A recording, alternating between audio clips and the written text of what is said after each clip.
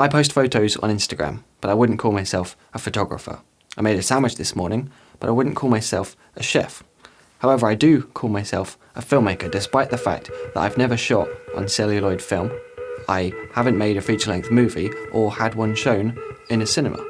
So how come I call myself a filmmaker then?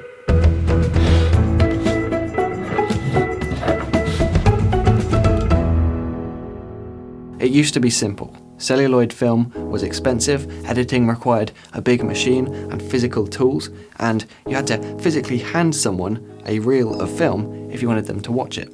So without a lot of money or the funding of a movie studio behind you, you pretty much couldn't call yourself a filmmaker.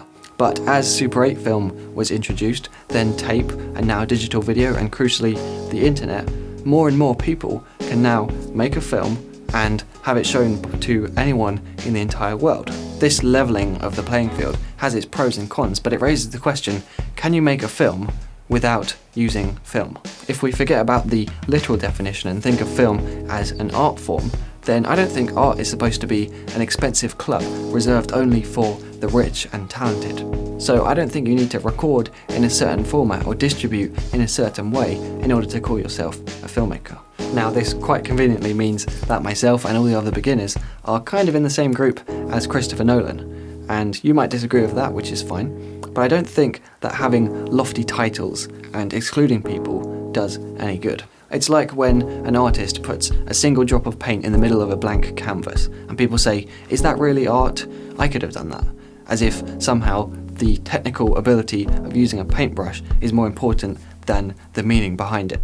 We don't have to like that kind of art, and if we believe it's pretentious, then that's fine. But we're in no place to dismiss it entirely.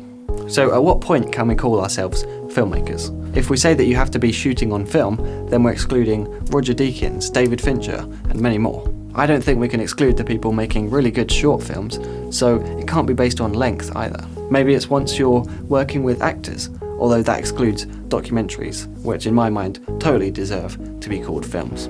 So whether we shoot digitally or on film, regardless of the budget, regardless of how the audience decide to watch the film in the end, I think we can all call ourselves filmmakers if we want to. I'm interested in whether you call yourself a filmmaker and why, or why not. Because although in the whole scheme of things titles don't really matter, they can give us a negative attitude. Is it the best that some people feel the need to say, I'm an aspiring filmmaker, despite the fact that they've already made a good number of short films? As far as I'm concerned, if you've been in charge of the production of a motion picture, no matter how small, then you can call yourself a filmmaker. And within that, there are freelance filmmakers, documentary filmmakers, independent filmmakers, and I think that's what we should be focusing on. Not asking ourselves, am I allowed to call myself a filmmaker? But asking ourselves, what kind of films do I want to make?